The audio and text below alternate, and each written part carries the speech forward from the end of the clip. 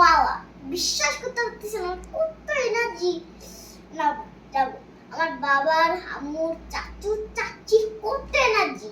তো আমরা আজকে ঘুরবো, নৌকার ঘুরবো, তারপর হচ্ছে মেলায় গোলা খাবো, আইসক্রিম খাবো এবং সবশেষে খাবো ইলিশ অনেক গরম ভাত দিয়ে। গাইস গরমের মধ্যে গরম ভাত দিয়ে আরো অনেক মজা করব। তো চলে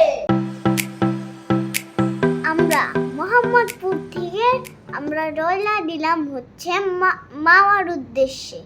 মাওয়া যাওয়ার পথে রাস্তাটা অনেক সুন্দর ছিল।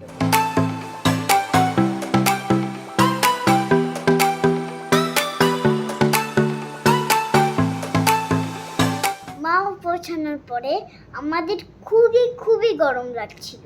তো একটু বাতাস পাওয়ার জন্য আমরা নদীর পাড়ে গেলাম। নদীর পাড়ে আসার পরে আমরা দেখলাম যে অনেক নৌকা ছিল এখানে। আমরা পুরো একটা বোটটাকে ভাড়া করে নিলাম। গাইস নৌকাটা যখন চলছিল কি যে ভালো লাগছিল গাইস, বলার বাইরে।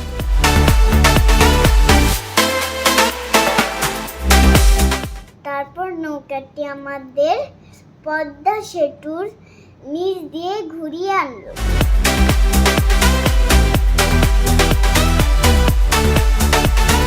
তো নৌকাটা চলতে সন্ধ্যা হয়ে গেল। তো আমরা যখন নামলাম আমরা দেখি একটা অসাধারণ মেলা চলছে। তো ওইখানে দেখলাম একটা গোলা পাওয়া যায় গাইস, গোলা। তো আমরা এক সেকেন্ড ওয়েট না করে আমরা চট করে চলে গেলাম গোলা খেতে।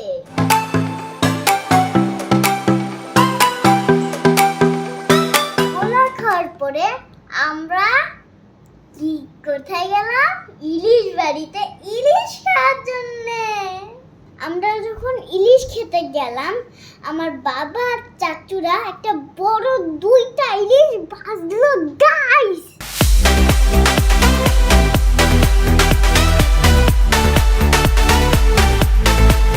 প্রচন্ড গরমের কারণে আমরা ইলিশ বাড়িতে পেয়ে গেলাম একটা অসাধারণ এসি। আমি সাহাল আর আলিফরা অনেক মজা করছিলাম আর খেলছিলাম।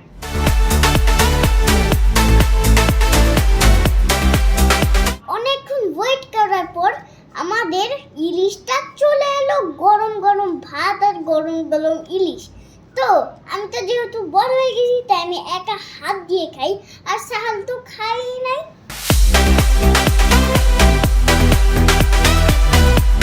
ইলিশ খাওয়ার পরে আমার বাবা আম্মু চাচু আর চাচিরা চলে আসলো চা খাওয়ার জন্য।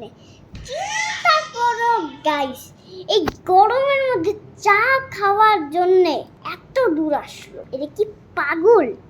আর আমি সাহাল আর আলিফ তো চা খাই না, আমরা খেয়েছিলাম হচ্ছে চিপস। আমাদের মাও ট্যুরটা শেষ হয়।